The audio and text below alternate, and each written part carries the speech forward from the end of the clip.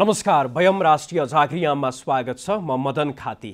दर्शकवृन्द, आजको दिन ऐतिहासिक दिन। यो दिन इतिहासका पानामा नेपालले आफ्नो स्वाभिमान, आफ्नो राष्ट्रिय अखण्डता र आफ्नो राष्ट्रियतालाई अक्षुण्ण राख्नको लागि एकमत उभिएको दिनमा इतिहासका पानाहरूमा अंकित हुनेछ। आजको दिनमा संसदले जसरी सर्वसम्मत रूपमा लिम्पियाधुरा, लिपुलेक र कालापानी समावेश भएको नक्सालाई पारित गरेको छ र संविधानको अंग बनाउनको लागि प्रस्तुत गरिएको संशोधन प्रस्तावलाई पारित गरेको छ। त्यसले सम्पूर्ण नेपाली राजनैतिक शक्तिहरू आम जनताको भावनालाई मध्यनजर गर्दै एकजुट हुन र आफ्नो राष्ट्रिय अखण्डतालाई केन्द्रमा राखेर निर्णय गर्नको लागि सक्षम छन् भन्ने कुराको पुष्टि गरेको छ। आजको दिनमा देखिएका संसद, चाहे त्यो संसदमा प्रत्येक नेताहरूले दिएका अभिव्यक्तिको कुरा गरौँ, नागरिक स्तरबाट आजको दिनमा आफ्नो नयाँ नक्सालाई स्वागत गर्न भइराखेका सडकहरूका प्रदर्शन वा दीप प्रज्वलनको कुरा गरौँ, प्रत्येक कुराहरूले नेपाल एकजुट छ र वैदेशिक हस्तक्षेप बिना नै नेपाल आफ्ना निर्णयहरू स्वतः स्फूर्त रूपमा लिनको लागि पनि सक्षम छ भन्ने कुरा पनि पुष्टि गरेको छ। यहाँहरूलाई आजको बिहानदेखि नै दिनभर के भयो भन्ने कुरा सरसर्ती जानकारी गराउन चाहन्छौँ र पहिलो रिपोर्ट त्यसै विषयवस्तुसँग केन्द्रित छ। आज दिनमा नै खास गरी हिजो अस्तिदेखि नै लगातार सरकारको विरुद्धमा आन्दोलन भइराखे पनि आन्दोलनकारीहरूले आज बिहानै माइतीघर मण्डलामा उपस्थित भएर जुन नयाँ नक्सा नेपालले आज संसदमा संविधानको अंग बनाउनलाई पारित गर्दै थियो त्यसको स्वागतमा र त्यसको स्वागत गर्दै चाहिँ भइराखेका विभिन्न पम्पलेटहरू कसरी प्रदर्शित गरिए अथवा कसरी त्यहाँ प्रस्तुत गरिए यो विषयमा समेटिएको तयार गरिएको यो रिपोर्ट यहाँहरू समक्ष प्रस्तुत गर्दछौँ।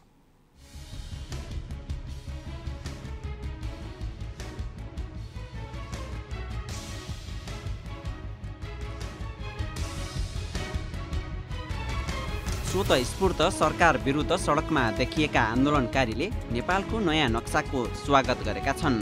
सरकारले लिम्पियाधुरा, लिपुलेक र कालापानी सहितको नक्सालाई संविधानको अंग बनाउन संसदमा दर्ता गरेको प्रस्तावमा मतदानको दिन भएका कारण पनि आन्दोलनकारी युवा देशको पक्षमा प्ले कार्ड सहित सडकमा थिए।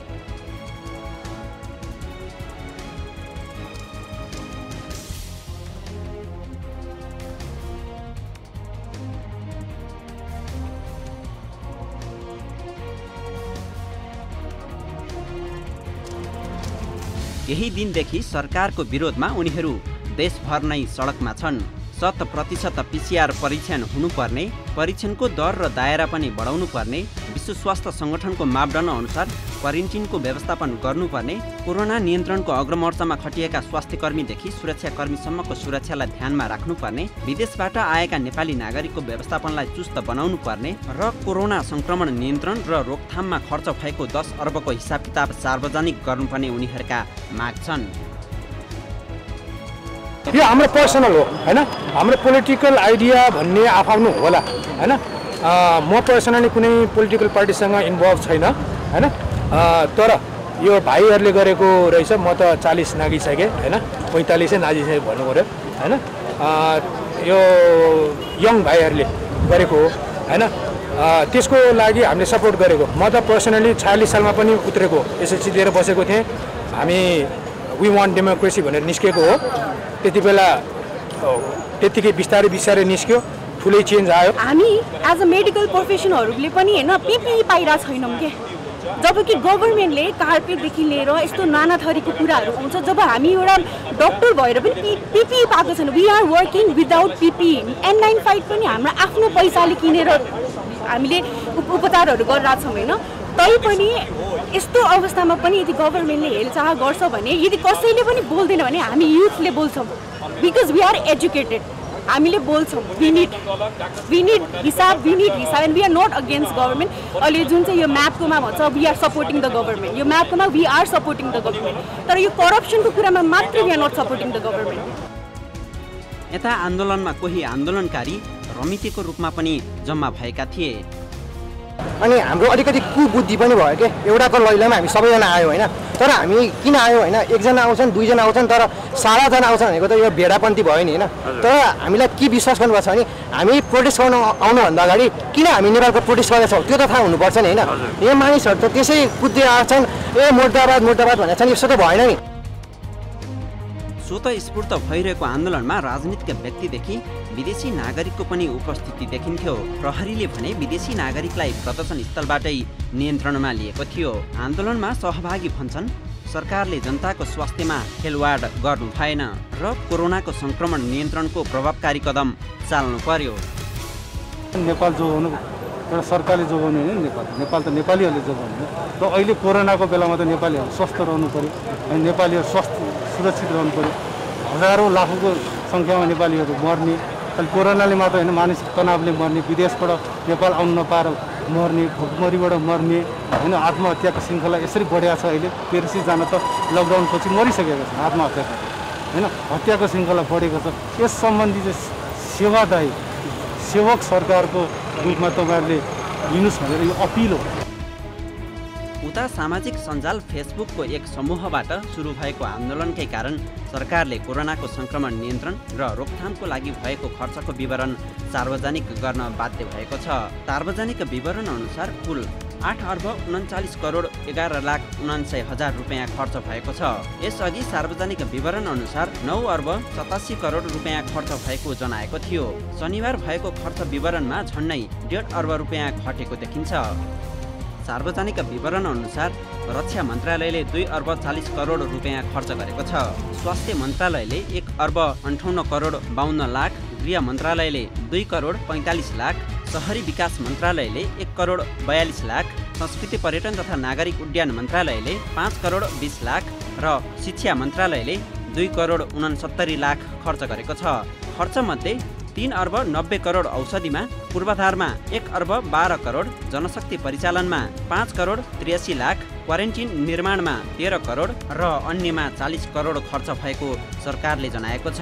प्रदेश सरकारबाट 1,30,00,00,000 र स्थानीय सरकार मार्फत 2,98,00,00,000 खर्च भएको विवरण पनि सार्वजनिक गरिएको हो। कोरोनाको संक्रमण नियन्त्रण अनि संक्रमितको उपचार पनि गम्भीर हुने सरकारले बताएको छ। स्वतःस्फूर्त जायज माग राखेर भइरहेका आन्दोलनलाई सम्बोधन गर्न सरकारले जुन तदारुकता देखाएको छ यो निकै राम्रो छ। तर माग सम्बोधन आश्वासनमा मात्र सीमित हुनु हुँदैन, व्यवहारमा पनि देखिनु आवश्यक छ।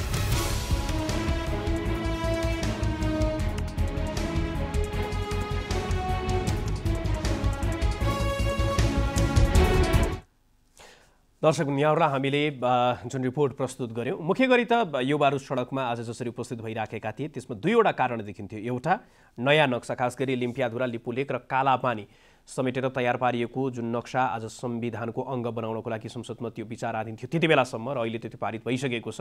त्यसलाई चाहिँ स्वागत गर्नको लागि र अर्को भनेको कोरोनाको संक्रमण र रोकथाम जुन संक्रमण छ त्यसलाई नियन्त्रण गर्ने र रोकथामको लागि सरकारले प्रभावकारी कदम चाल्नुपर्छ भन्ने। तर यही कुरालाई भारतीय मिडियाले भने बडो बङ्ग्याएर प्रस्तुत गरिराखेको देखिन्थ्यो। यिनै युवाहरूको तस्बिरहरूलाई राख्दै र यही समूहले गरिराखेका क्रियाकलापहरूलाई राख्दै त्यहाँ चाहिँ अहिले जे भइराखेका छ यो सडकमा आइराखेका युवाहरू चाहिँ नयाँ नक्साको विरोधमा छन् भन्ने कोणबाट चाहिँ कुराहरू सम्प्रेषण भइराखेको देखिन्थ्यो र त्यसमा पनि सबैभन्दा बढी हेरिने, देखिने अथवा मानिसहरूले पनि हेर्ने भारतीय मिडियाहरूले यसरी दुष्प्रचार गरिराखेको अवस्था थियो। तर यथार्थ भने यहाँहरूलाई जसरी हामीले केही समय अगाडि मात्र रिपोर्टमा प्रस्तुत गऱ्यौँ त्यो नै हो र आजको दिन भनेको निकै गौरवको दिन पनि हो। यसै दिनको महत्त्वलाई समेटेर तयार पारेको यो रिपोर्ट अबको क्रममा। 2077 जेठ 31 नेपालको इतिहासमा अब सधैँ एक सुनौलो दिनको रूपमा अङ्कित हुनेछ। भावी पुस्ताले जब जब जेठ 31लाई स्मरण गर्नेछन् उनीहरूभित्र स्वाभिमान, राष्ट्रियता, देशप्रेम र राष्ट्रिय अखण्डताको भावना जागृत हुनेछ। एउटा यस्तो दिन जुन दिन नेपालको सार्वभौम संसदले आफ्नो गुमेको भूमि फिर्ता लिनको लागि संविधान नै संशोधन गरेको दिन। एउटा यस्तो दिन जुन दिन जनप्रतिनिधिले वैदेशिक धम्कीको कुनै प्रवाह नगरी राष्ट्रिय एकता प्रदर्शन गरेको दिन। एउटा यस्तो दिन जुन दिन हिमाल, पहाड र तराई एक भएको दिनको रूपमा सधैँका लागि नेपाली नागरिकले यस दिनलाई सम्झिरहनेछन्। नेपाल सरकार र हाम्रो संसदले आज जे गर्यो यो स्वागत योग्य छ, प्रशंसनीय छ र अनुकरणीय छ। सम्पूर्ण सदस्य सङ्ख्या 275 को 2/3 भन्दा बढी मत भएकोले नेपालको संविधान दोस्रो संशोधन विधेयक 2077 लाई पारित गरियोस् भन्ने प्रस्ताव 2/3 बहुमतभन्दा बढी मतबाट पारित भएको घोषणा गर्दछु।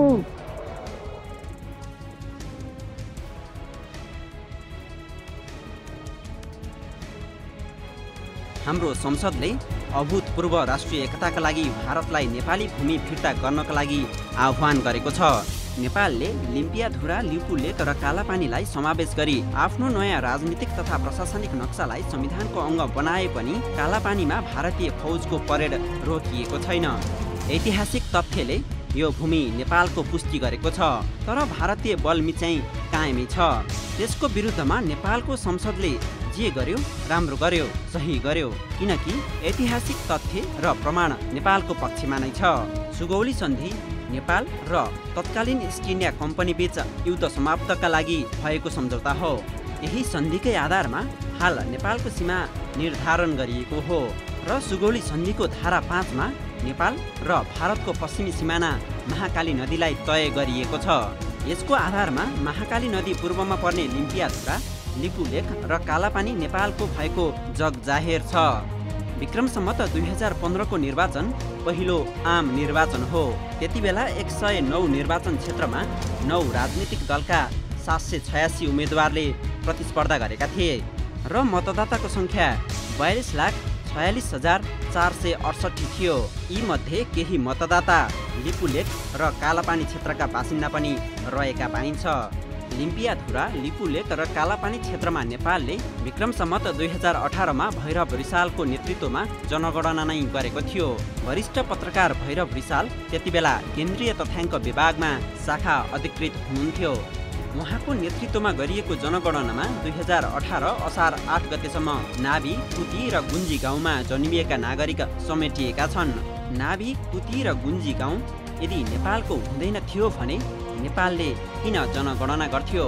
त्यसकारण 2018 को जनगणना एक बलियो तथ्य हो। यसले लिम्पियाधुरालाई उद्गम स्थल बनाएको काली नदी पूर्वको भूमि नेपालको भएको प्रमाणित गर्छ।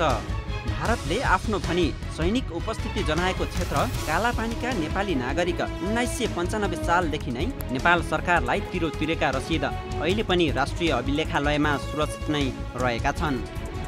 मालपोत वा तिरो अहिले भारतीय पक्षले अतिक्रमण गरेको क्षेत्र गुन्जीका बासिन्दाले तिरेका थिए। यसमा नाभी र कुटी गाउँका बासिन्दाको नाम समेत उल्लेख छ। तिरो तिरेका रसिद पनि बलिया प्रमाण हुन्। यसले भारतीय मिडिया र सरकारको दाबीलाई गलत साबित गरिदिन्छ। सुगौली सन्धिको व्यवस्था होस् वा विक्रम सम्वत 2015 को मतदाता नामावली, विक्रम सम्वत 2018 को जनगणना होस् वा जनताले तिरो बुझाएको रसिद, सबै तथ्यले लिम्पियाधुरालाई उद्गम स्थल बनाएको महाकाली नदी नै नेपाल भारतको सीमा भएको प्रमाणित गर्छ र महाकाली नदी पूर्वको भूमि नेपालको हो भन्ने स्वयं सिद्ध हुन्छ। यिनै ऐतिहासिक तथ्यलाई संसदले स्वीकार गरेको छ र अब नेपाल सरकारले यिनै तथ्यको आधारमा भारतसँग वार्ता गरी नेपाली भूमि फिर्ता ल्याउनुपर्छ।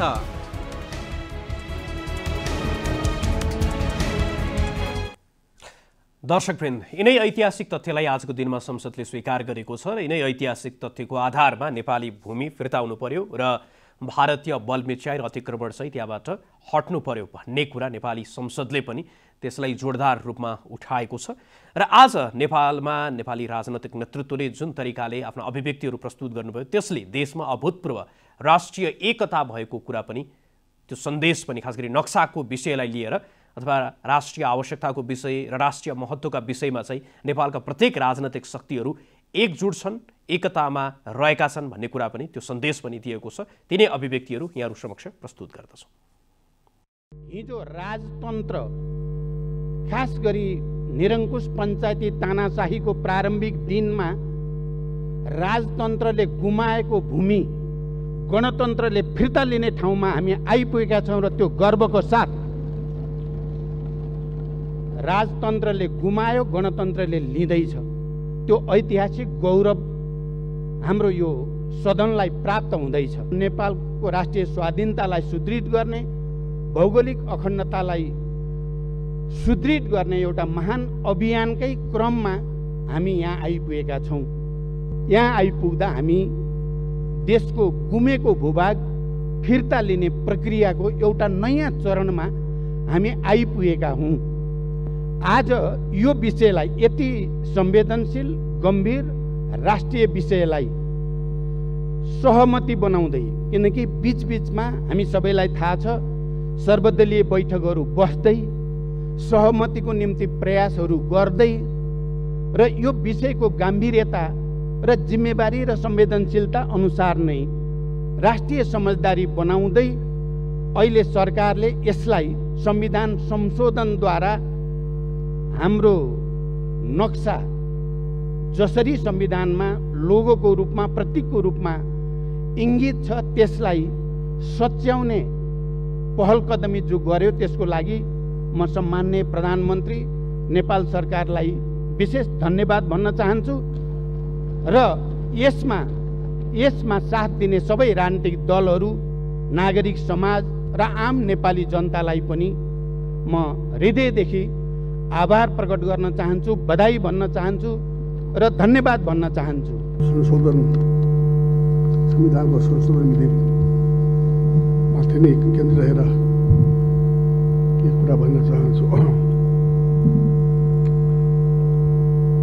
सुगौलीको सन्धि 1816 का अनुसार काली नदी पूर्वको जमिन नेपालको भन्ने कुरा स्पष्ट छ। अङ्ग्रेजले छापेको नक्सामा पनि काली नदी भनिएको छ भने त्यसलाई महाकाली भन्छौँ हामीहरू। यो काली नदीको पूर्वी भाग नेपालको भन्ने कुरा स्पष्ट छ, यसमा दुईमते छैन। त्यसकारण चाहिँ नि हाम्रो पार्टीले केन्द्रीय समितिले पनि संसदको प्रस्तावमा सपोर्ट गर्ने निर्णय गरेको छ। तर आजै मैले चाहिँ नि यो भोट गर्नुभन्दा अगाडि संसदको मिटिङमा पनि हामीले समर्थन गर्ने निर्णय गरेका छौँ। त्यसकारण संशोधन प्रस्तावलाई हाम्रो केन्द्रीय समितिले पूर्ण रूपमा समर्थन गरेको छ भनेदेखि संसद दलमा पनि त्यसले पूर्ण रूपमा समर्थन गरेको छ। मान्छेको राष्ट्रवादको भावना भित्रबाट हुन्छ। यदि यो नै टुट्यो भने कुनै पनि सेना, कुनै पनि सरकार, कुनै पनि संविधानले यसलाई जोगाउन सक्दैन। त्यसकारणले मेरो सत्तारूढ दल लगायत चाहिँ के छ भन्दाखेरि सरकारसँग मेरो विनम्र आग्रह छ, यस्तो काम, यस्तो भाषा, यस्तो व्यवहार यहाँबाट नहोस् कि कसैको हर्टमा चाहिँ के छ भने चोट लागोस् र नेसनलिजममा भोलि क्वेसन उठोस्, यस्तो कार्य यहाँबाट नहोस्। र चाहिँ के भन्दाखेरि हाम्रो पार्टीले र हाम्रो संसदीय दलले सर्वसम्मतले पारित गरेको छ यो राष्ट्रियताको सवालमा हामी एकै ठाउँमा छौँ। हाम्रो पार्टी हामीमा अरू कुरा विवाद होला, नीतिगत कुराहरूमा छलफल होला अलग कुरा हो, तर प्याट्रियोटिजम र नेसनलिजम स्ट्रङ छ, देशभक्ति र राष्ट्रवाद स्ट्रङ छ। त्यसकारणले हामीले बहुमतले मात्र होइन सर्वसम्मतले यो प्रस्तावलाई पारित गर्ने र यहाँलाई सहयोग गर्ने निर्णय गरेका छौँ। आजको सामान्य यो प्रस्ताव होइन सभामुख महोदय, यो देशको भूमिको सवाल हो। देशको भूमि आफ्नो नेपालको नक्सामा राख्ने सवाल हो, त्यो प्रस्ताव आएको छ आज। यो सामान्य प्रस्ताव होइन सभामुख महोदय, सम्पूर्ण नेपाली जनताको ढुकढुकी त्यहाँ रहेको छ सभामुख महोदय, भावना चाहिँ रहेको छ त्यहाँ। यहाँ आजको जुन सवाल हो, जुन प्रस्ताव हो, त्यो राष्ट्रियतासँग पनि जोडिएको सवाल हो, सम्पूर्ण नेपालीको भावनासँग पनि जोडिएको सवाल हो, देशको के भन्छ सार्वभौमिकता, देशको अखण्डतासँग पनि जोडिएको सवाल हो। र त्यही सवालको रूपमा आज यो चाहिँ नेपालको नक्सामा त्यो चाहिँ त्यो कालापानी, लिपु लेक र लिम्पुवाधुरा लगायतका त्यो भूभाग नेपालको नक्सामा राख्ने प्रस्ताव यो संसदबाट स्वीकृत गराउन आइएको प्रस्ताव हो सभामुख महोदय। त्यसैले आजको प्रस्ताव बडा महत्त्वपूर्ण प्रस्ताव हो नेपाली जनताको लागि। सभामुख महोदय, नेपाली जनता आफ्नो सम्पूर्ण नेपाली जनता, हिमाल पहाड तराई मधेसका सबै नेपाली जनता आफ्नो देशप्रति, आफ्नो भूमिप्रति सजग छ, समर्पित छ, संवेदनशील छ। यो कुरा आज यो बैठकले देखाउन सक्नुपर्छ। आज यो कुरा हामीले आफ्नो कामबाट देखाउन सक्नुपर्छ। सभामुख महोदय, अब हात जोडेर प्रधानमन्त्रीलाई के म प्रार्थना गरेको भने यो कागजमा कोरेर नेपाली जनता पाउँदैन। त्यो जमिन चाहियो के, त्यो जग्गा चाहियो, नेपाली जनतालाई भूमि चाहियो। यो चाहिँ समय, यो लोड सेडिङ जस्तै बत्ती आए जस्तै नक्साबाट उडाइदिने, फेरि राखिदिने, अनि कुर्सी बचाउनलाई राख्या हो कि के हो त्यो पनि मान्छेले भन्छ। के हो अब के हो त्यसैले सभामुख महोदय त्यो जमिन फिर्ता ल्याइदिनु पर्यो प्रधानमन्त्रीजी, सरकारले वार्ता गरेर। त्यसैले वार्ता राम्रोसँग गर्नुहोस् र भूमि। दर्शकवृन्द, आजको दिनमा नेपालको नयाँ नक्सा, परिमार्जित नक्सालाई संविधानको अङ्ग बनाउनको लागि संसदले जसरी सर्वसम्मतले उक्त कुरालाई पारित गरेको छ, त्यसको लागि संसद आजको दिनमा धन्यवादको पात्र र सम्पूर्ण नेपाली नागरिकले आफैलाई बधाई दिनुपर्ने अवस्था पनि रहेको छ। तर यो सम्पूर्ण कुराहरू भइराख्दाखेरि आजको दिनमा जो हिजो यही नक्साको सन्दर्भमा जति बेला भारतीय रक्षा मन्त्रीले लिपुलेक हुँदै जुन सडकको उद्घाटन गरेका थिए, त्यति बेला सडकमा देखिएका व्यक्तित्वहरूलाई पनि आजको दिनमा हामीले स्मरण गर्न आवश्यक छ, जसको पहलको स्वरूप नै, जसको आन्दोलनको स्वरूप नै यो विषयवस्तु आजको दिनसम्म आइपुगेको थियो र निकै लामो त्यो आन्दोलनको स्वरूप नै आजको दिनमा नेपालले आफ्नो नक्सामा ती कुराहरू समावेश गरेको थियो र हिजोको दिनमा सडकमै रहेर सरकार र संसदलाई खबरदारी गर्दै आउनुभएका एकजना व्यक्तित्व, पूर्व प्रशासक पनि हुनुहुन्छ, डाक्टर द्वारिकानाथ ढुङ्गेल यति बेला हाम्रो प्रत्यक्ष सम्पर्कमा जोडिनु भएको छ। द्वारिकानाथजी, यहाँलाई कार्यक्रममा सर्वप्रथम स्वागत छ।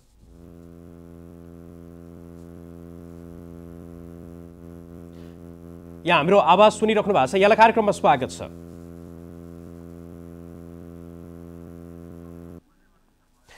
हामी उहाँसँग सम्पर्क स्थापित गर्ने प्रयास गरिराखेका छौँ र जसरी विगतका दिनहरूमा सडकहरूमा पनि भारतीयहरूले नेपालको माटो हुँदै जसरी उनीहरूले सडक निर्माण गरे, त्योभन्दा अगाडि भारतको नयाँ राजनैतिक नक्साहरू सार्वजनिक हुँदै गर्दाखेरि पनि त्यति बेला पनि नेपालको भूमिलाई चाहिँ भारतीय भूमि भनेर देखाइयो। त्योभन्दा अगाडि चीन र भारत बीच व्यापारिक मार्ग निर्माण गर्दाखेरि पनि त्यो मार्ग निर्माण गर्नको लागि पनि चीन र भारतहरू सहमत हुँदै गर्दाखेरि नेपालको सरकारले र सडकबाट पनि उक्त कुराको विरोध भइराखेको थियो र सडकमा लगातार रूपमा भइराखेका विरोध, चाहे त्यो महाकालीमै पुगेर अथवा त्यो नदीको आसपासमा कालापानी त्यो क्षेत्रमा पुगेर गरिएको मार्चपास्टको विषयवस्तु विभिन्न विद्यार्थी सङ्घ सङ्गठनहरूले लगातार रूपमा उठाइराखेको विषयवस्तु होस् वा पछिल्लो समय सडकको उद्घाटन भइसकेपछि नै नेपालमा भइराखेको आन्दोलनको विषय, उहाँहरूले पुर्याएको योगदान पनि आजको दिनमा सम्पूर्ण नेपाली नागरिकले जान्न र त्यसलाई पनि स्मरण गर्न आजको दिनमा आवश्यक छ र हिजोको दिनमा सडकबाट पनि यो विषयलाई लगातार खबरदारी गर्दै आउनुभएका पूर्व प्रशासक डाक्टर द्वारिकानाथ ढुङ्गेल यति बेला हाम्रो प्रत्यक्ष सम्पर्कमा जोडिनु भएको छ। द्वारिकानाथजी, यहाँलाई कार्यक्रममा स्वागत छ। धन्यवाद। सम्झनु भएकोमा, आजको दिनमा हामीलाई सम्झनु भएको, मलाई सम्झिनु भएकोमा धेरै धेरै धन्यवाद। म यहाँबाट जान्न चाहे, यहाँहरू लगातार सडकबाट यो विषयमा खबरदारी गरिराख्नु भएको थियो। आज नेपालको संसदले नै नेपालको नक्सामै उक्त भूमिहरूलाई समावेश गरेको छ र त्यसलाई संविधानको एउटा अङ्गको रूपमा पनि ग्रहण गरेको छ। त्यो अनुभूति कस्तो हुँदो रहेछ त्यो बताइदिनुहोस्। आज म तपाईँले सम्झनुभयो र जुन सडकमा हामीलाई जुन किसिमबाट हामी आएका थियौँ, आज यो दिन देख्न पाउँदा म अत्यन्त हर्षित छु। सर्वप्रथम म हिमालदेखि तराईसम्म बस्ने, हाम्रा पूर्वदेखि पश्चिमसम्म बस्ने सम्पूर्ण नेपाली दाजुभाइ दिदीबहिनी, बा आमा सम्पूर्णलाई पहिले त हार्दिक बधाई दिन चाहन्छु आजको यो दिन को लागि। साथसाथै नेपाली जनतालाई प्रतिनिधित्व गर्दै संसदमा प्रतिनिधित्व गर्नुहुने सम्पूर्ण सांसदज्यूहरूलाई एक मतले सर्वसम्मतले हाम्रो नक्सा 200 वर्षदेखिको हाम्रो मुद्दा थियो, त्यो मुद्दालाई आज हाम्रो राष्ट्रिय नक्सामा सरकारले प्रकाशित गरेको नक्सालाई संविधानमा अनुसूचीमा समावेश गर्ने गरिकन यहाँहरूले जुन साथ दिनुभयो त्यसको लागि पनि म सम्पूर्ण सांसदहरूलाई धन्यवाद र हार्दिक बधाई दिन चाहन्छु।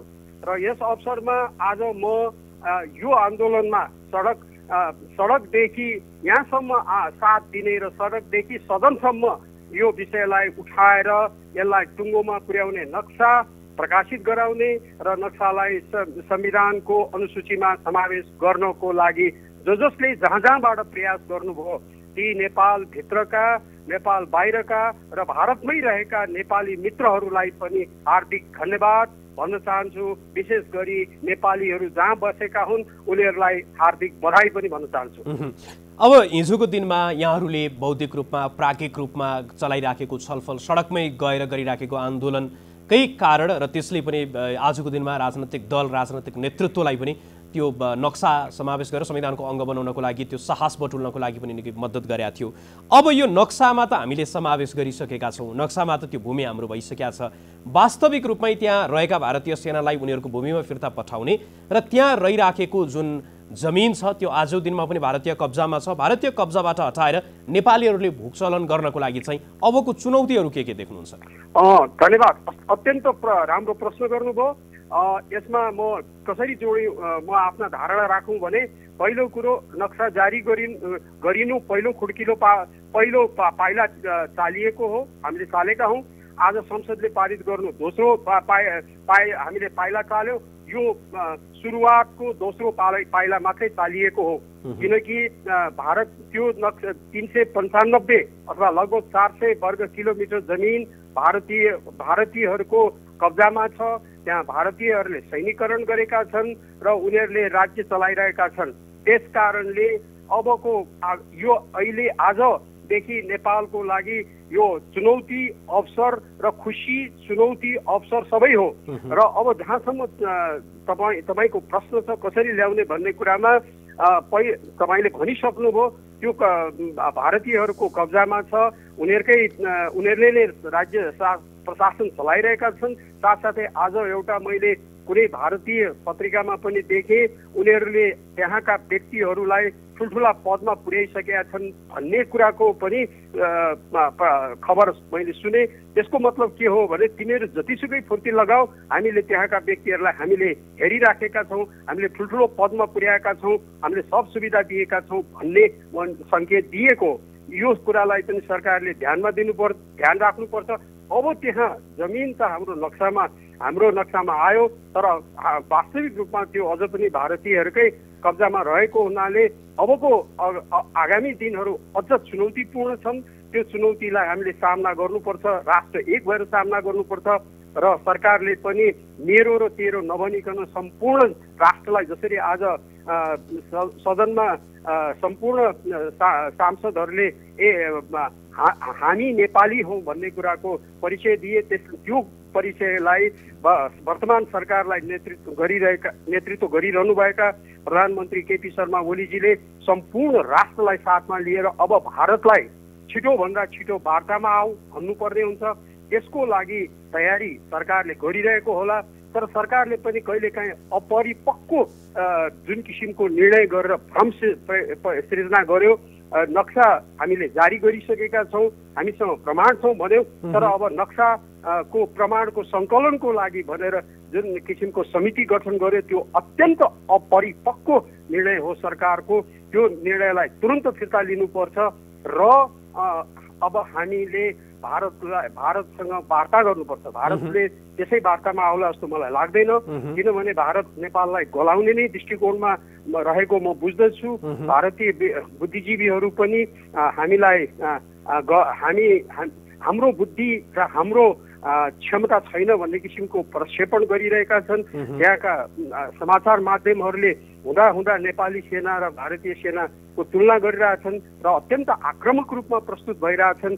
त्यो आक्रामक रूपलाई उनीहरू प्रस्तुत गर्दै रहन्। हामीले सौम्य भएर, विशेष गरिकन नेतृत्ववर्ग सौम्य भएर र शब्द चयन ख्याल गरेर वार्ताको लागि हामीले दबाब सिर्जना गर्नुपर्छ। हाम्रा मित्रहरू भारतमा पनि प्रशस्त मात्रामा मित्रहरू छन्, उनीहरूलाई हाम्रो वास्तविकता बताएर हामीले अब भारतमा वार्ताको लागि दबाब दिनुपर्छ र अन्तर्राष्ट्रिय हाम्रा मित्रहरू छन्, ती मित्रहरूबाट पनि भारतलाई वार्ताको लागि दबाब दिनुपर्ने हुन्छ। होइन भने भारत हामीलाई अल्मल्याउने स्थितिमा नअल्मल्याउला भन्न सक्दिनँ। किन तर हेर्नुहोस्, भारतले जसरी यो कोभिडको अवस्थामा पनि चीनसँग वार्ता गर्यो, उसलाई अप्ठ्यारो पर्दा हामीसँग वार्ता गर्न किन भागिरहेको छ? म कार्यक्रमको लगभग अन्तिममा छु। अन्तिममा चाहिँ यहाँले अब के बताइदिनु पर्यो भने, यहाँले अगाडि उल्लेख पनि गर्नुभयो, सरकारले चाहिँ त्यो विज्ञ समूहदेखि लिएर नेपाल भारत सम्बन्धको विषयको कुराहरूमा पनि केही उत्तेजना फैलाउने खालको अभिव्यक्तिको कुराहरू पनि बारम्बार आइराख्ने गरेका छ र अहिले फेरि यहाँले अगाडि उल्लेख गरे जस्तै त्यो विज्ञ समूहको अपरिपक्व निर्णय पनि गरिराखेका छ। यो सन्दर्भमा चाहिँ उनीहरू वार्तामा अल्मलाउनको लागि लागिराखेका त्यो विगतको दिनदेखि आजको दिनमा पनि त्यो छ। अब हामीले बुदागत रूपमा संक्षेपमा चाहिँ हाम्रो अबको, जस्तै हामीले मन्त्री परिषदले नक्सा पास गर्दै संसदले चाहिँ त्यसलाई आज संविधानको अङ्गमा लियो भनिसकेपछि अबको हाम्रो कदमहरू चाहिँ के हुँदै अन्ततः कहाँ गएर यसले चाहिँ निष्कर्ष प्राप्त गर्छ यो बताइदिनु पर्यो। र त्यसको साथसाथमा चाहिँ भारतले नेपाललाई त्यो धम्कीको भाषा पनि लगातार प्रयोग गरिराखेका छ। त्यहाँका पत्रिकाहरूले आफ्नो सम्पादकीयहरूमा यदि नेपाल पूर्ण स्वतन्त्र हुने रहर भए अथवा नेपाल चाहिँ अहिलेको दिनमा जसरी विशेष सम्बन्धभन्दा बाहिर जान खोज्ने हो भने नाकाबन्दी जस्तैको कुरा, आन्दोलनको कुरा, नेपालमा आन्दोलन सर्काइदिने जस्ता कुराहरू अथवा नेपालको त्यो बोर्डर चाहिँ बन्द गरिदिने कुरा लगायत पनि त्यो गरिराखेका छन्। यी पृष्ठभूमिमा चाहिँ अब हाम्रो बाटो के हुनुपर्छ बुदागत रूपमा? सबैभन्दा पहिलो कुरो त यो बाटो भनेको हाम्रो यो नक्सा र संविधानमा समावेश भइसकेपछि हाम्रो नक्सा यो हो भनेर हामीले क्षेत्रीय स्तरमा र अन्तर्राष्ट्रिय स्तरमा यो नक्सालाई पुर्याउनुपर्छ। र दोस्रो कुरो, हाम्रा प्रमाणहरू जति पनि प्रमाणहरू छन् ती प्रमाणहरूलाई प्रमाण खोजिने छ, प्रमाण ल्याऊ, यस्ता कुरा होइन कि हामीसँग भएका ठोस प्रमाणहरूलाई लिएर अब वार्ताको लागि रणनीति तयार गर्नुपर्छ। यो रणनीति तयार गर्ने काममा विज्ञहरूको आवश्यकता हुन्छ, न कि यो सामग्री खोज्ने कुरा। यो हल्का किसिमको यस्तो निर्णयले गर्दा भारतीयहरूले हामीलाई भन्न थालिसकेका छन्, अरे उनके पास तो प्रमाण ही नहीं है, अभी प्रमाण के लिए कमिटी गठन किए हैं भन्ने यस्तो अपरिपक्व केटीपनाको निर्णय सरकारले नगरोस् अबका दिनमा। र त्यसकारणले हाम्रा आधारहरू, ठोस आधारहरू लिएर अब भारतसँग वार्ताको लागि कसरी वार्ता गर्ने भन्ने कुराको रणनीति बनाएर त्यो गर्ने त परराष्ट्र सचिव स्तरमा हुनुपर्छ, तर त्यसको लागि राजनीतिक तहबाट कुराकानी गर्नुपर्छ। नभए हाम्रा मित्रहरूबाट पनि विभिन्न च्यानलहरू हुन्छन्। म तपाईँलाई एउटा कुरो बताइदिउँ, आजको नयाँ पत्रिकामा पनि आएको छ, म आफै पनि 1970 को दशकको सुरुमा भारतमा नागपुरमा पढ्थेँ। त्यो बेला नेपालको सम्बन्ध दिल्लीसँग मात्र थिएन, त्यहाँ नेपालको सम्बन्ध विभिन्न समूहहरूसँग थियो, विभिन्न व्यक्तिहरूसँग थियो र आवश्यकता पर्दाखेरि उनीहरूले नेपाललाई साथ दिन्थे। हुँदा त्यो बेला भारतीय चुनावको लागि नेपालबाट सहयोग पनि जाने कुरा म एउटा विद्यार्थीको रूपमा म त्यहाँ थाहा पाइरहेको थिएँ। अहिले त्यो किसिमको स्थिति मेरो जानकारीमा आए अनुसार छैन र त्यसकारणले हामीले औपचारिक रूपमा अनौपचारिक रूपमा विभिन्न च्यानलहरू प्रयोग गरेर भारतलाई नै वार्तामा ल्याउनको लागि चाहिँ हामीले लाग्नुपर्छ र वार्ता गर्न भनेर फेरि यसको लागि के हुन्छ, अल्मल्याउने काम हुन्छ। यो निरन्तर प्रयास गर्नुपर्छ। त्यसो भएन भने फेरि वार्ता गरौँला है, आज हामीले कुरा गऱ्यौँ ल सिद्धियो भन्ने हुन सक्छ। त्यसकारणले सतर्क हुनुपर्छ र यस्तो किसिमको वार्ताको लागि हिजो वार्तामा बसेकाहरूको अनुभव के छ, कस्तो स्थिति छ, कसरी भारतीयहरूले व्यवहार गर्छन्, कसरी कुरा गर्छन् भन्ने कुराको पनि तिनीहरूसँग पनि सरसल्लाह गर्न सरकारले कन्जुसियाइ गर्नुहुन्न। यो बखत सरकारले मेरो मान्छे होइन देशको मान्छे भनेर खोज्नुपर्छ। र म उदाहरण तपाईँलाई दिन सक्छु, 2026-27 सालमा भारतमा कुरा गर्न जाने सरदार यदुनाथ खनालले नेतृत्व गरेर गएको टोलीको एकजना वृद्ध नारायण प्रसाद राजभण्डारीजी पनि उहाँलाई सरकारले सोध्न सक्छ हिजोको अनुभव के थियो। अवश्य पनि आजको लागि कार्यक्रमलाई निर्धारित समय लगभग सकिन लागेका कारणले गर्दाखेरि यहाँले जुन उदाहरण प्रस्तुत गर्न खोजिराख्नु भएको छ त्यसलाई पूर्णता दिन सकिएन। यहाँले आफ्नो महत्त्वपूर्ण समय हामीलाई उपलब्ध गराइदिनु भयो र यहाँले हिजोको दिनमा सडकबाट जसरी खबरदारी गरिराख्नु भयो, यहाँले जसरी चाहिँ सरकारलाई खबरदारी गरिराख्नु भएको थियो, यहाँको त्यो सङ्घर्षको कुरा र आजको दिनमा चाहिँ यहाँले जुन सतर्क गराइराख्नु भएको छ, यहाँको समय र संवादको लागि यहाँलाई धेरै धेरै धन्यवाद छ। धन्यवाद। एकचोटि फेरि सम्पूर्ण राष्ट्रलाई बधाई। धन्यवाद। हस्, उहाँ हुनुहुन्थ्यो पूर्व प्रशासक डाक्टर द्वारिकानाथ ढुङ्गेल र उहाँसँग हामीले अबको हाम्रो बाटो के हुनुपर्छ र आजको दिनमा उहाँहरूले जुन सङ्घर्ष गर्नुभएको थियो त्यसले पनि सार्थकता पाएको छ र उहाँ जस्तै अन्य धेरै सङ्घर्षशील व्यक्तिहरू जो सीमाको संरक्षणको लागि लागिराख्नु भएको थियो, उहाँको त्यो सपना पनि आजको दिनमा साकार भएको छ र यसले पूर्णता त्यति बेला मात्र पाउँछ जति बेला हामीले त्यो भूमिमा हाम्रो भोकाधिकार पनि स्थापित हुन्छ। आजको लागि कार्यक्रमलाई निर्धारित समय सकिएको छ। जनताद्वारा जनताका लागि प्रसारित जनता टेलिभिजन हेरिरहनुहोस्। नमस्कार।